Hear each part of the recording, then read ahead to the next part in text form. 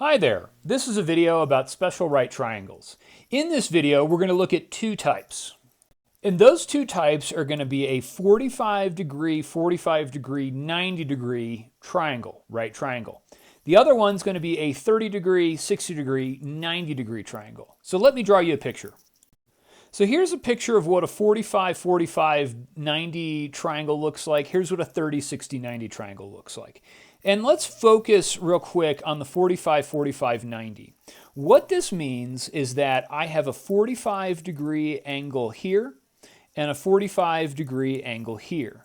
All right, and really what you have here is you have a right isosceles triangle, meaning that the legs of my triangle are congruent and so are my angle measures here. All right, so if you see anything that resembles this picture, knowing that my legs are congruent or that my base angles here are congruent, then you have a 45, 45, 90 triangle, okay? Now, over here on the other one, this is going to be a 30 degree angle here, and this is going to be a 60 degree angle here. So anytime that you see these properties in this triangle, in either one of these, you have to recognize that if you have a right angle and 45 degrees, this angle is also going to be 45 degrees. If you have a 90 degree angle and either a 30 degree angle or a 60 degree angle, then you can finish up these pictures. Now, in every single one of these triangles, they're all similar. So if I have a 45 degree, 90 degree triangle, it's going to be similar to any other triangle that has that side or that has those angle measures, okay, and relationship. So what I'm looking for is this, okay? There's a relationship amongst the side lengths of a 45, 45, 90 degree triangle. And that's going to be this, that this is length L, and that this is also going to be length L, and that this is length L times the square root of 2, okay, for every single one of these. Now, if I look at a 30, 60, 90 triangle, this is going to be, the small side is going to be length S. The hypotenuse is going to be double that, so 2 times that length S. And then the third side is going to be S times the square root of 3. Now, you can always use the Pythagorean theorem to figure this out, okay? But if you know the relationship of sides, then you don't have to use the Pythagorean theorem. You can simply just use these side lengths to then find any other missing side lengths. So let's look at a couple of examples. So in something like this, I'm given this right triangle and I want to find the length of my hypotenuse. Now again, I could always use Pythagorean theorem to do this. However, I can know the relationship of a 45, 45, 90 triangle, and that's going to be this, and that's the side lengths L, L, and then L times the square root of 2. So here's what I know. I know that my length L is equal to 3. And I know that X is equal to L times the square root of 2. Okay, so from here, I want to just substitute my value for 3 into L. All right, and so then my value for X is simply going to be 3 times the square root of 2, okay? And that's all I'm doing. So this length here is going to be 3 times the square root of 2. So in another example, let's say that I have another 45, 45, 90 triangle, and I'm trying to find this length X provided that my hypotenuse has a value of 6. Now, the first thing that I know about this is that I can also label the other leg of my right triangle with X. And this has the same property as the one before. L, L, L times the square root of 2. So here's what I know. I know that my value for X is equal to the value of L.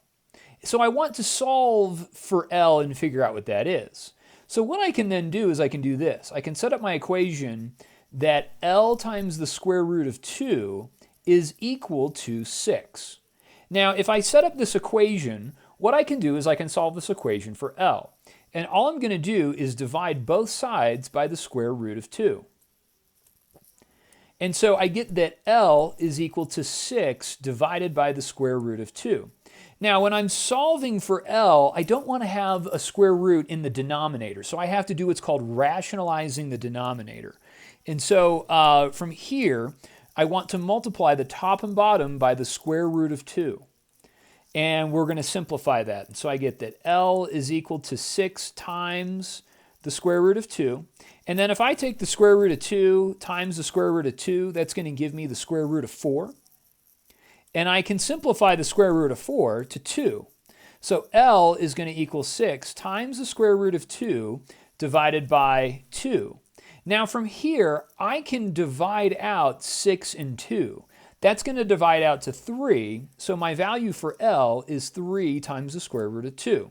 Now I know that this is a lot of work, but this is what you would want to set up, okay? And so then from here, since I know what L is, I then know what X is, and I can substitute that value in for L, and that X is equal to 3 times the square root of 2, okay? Let's look at another example. Okay, so if I look at a 30, 60, 90 problem, okay, looking at one of these triangles where I'm trying to find this length here, I certainly could always use Pythagorean Theorem. However, knowing a 30, 60, 90 triangle, I want to label my sides. Okay, let's do that first. Okay, and so I labeled my smallest side, the one that's across from my 30-degree angle, with S. My hypotenuse is always double that length, 2S. And then the length that's across from my 60-degree angle is S times the square root of 3. Okay, I get this by using Pythagorean Theorem. Now, here's what I know, is that S is equal to 8, all right? And I'm just looking at this side here, okay? And if I take 2 times 8, all right, 2 times S, I'm going to get 16, all right? So I just want to look at those, okay? My smallest side, and then my hypotenuse is always doubled from my smallest side. So if I'm trying to figure out what X is, I know that X is equal to S times the square root of 3. And if S is equal to 8, I simply just substitute that in down here and get that X is equal to 8 times the square root of 3, and that's it. Okay, I've solved for X. Let's look at another example. Okay, so in this example, let's say that these are the side lengths that you're given. You're given this leg here is 4, and your small leg here is X, okay? I've identified that this is a 30, 60, 90 triangle, so what I want to do is fill in my sides. My small side is S, my largest side, my hypotenuse, is double that, and my other leg, the one that's across from my 60-degree angle, is a length of S times the square root of 3, okay? So I'm trying to figure out what X is. X is equal to what? I know that X is equal to S. So if I figure out what S is, I can figure out what X is. So from here, I want to set up an equation of what I have. I have that 4 is equal to S times the square root of 3. Square root of 3 is a number. So I'm just going to solve this equation for S by dividing by the square root of 3. So if I divide by the square root of 3 here and divide by the square root of 3 here, my square roots of 3's divide out, and I have that S is equal to 4 over the square root of 3. Now remember, we don't want to have a square root in our denominator, so we have to rationalize that. In order to do that, I want to multiply the top and bottom by the square root of 3. The square root of 3 here. Okay, so as a result, if I multiply across, I get 4 times the square root of 3. Square root of 3 times the square root of 3 on the bottom gives me the square root of 9. Now, I can evaluate the square root of 9, and that's going to give me 3. So S is equal to 4 times the square root of 3 over 3. Now, I look to see I can't divide 4 and 3, so I simply just leave my answer like this for S. And since I found out what this was, okay, I can substitute this back up and figure out what X is. So X is the same thing. X is simply just 4 times the square root of 3 over 3. Okay, I know this video is pretty long, but I wanted to show you all possible problems that you're going to get into how to set these things up and to utilize the power of a 30, 60, 90 triangle and a 45, 45, 90 triangle. Hope to see you soon. Talk to you later. Bye.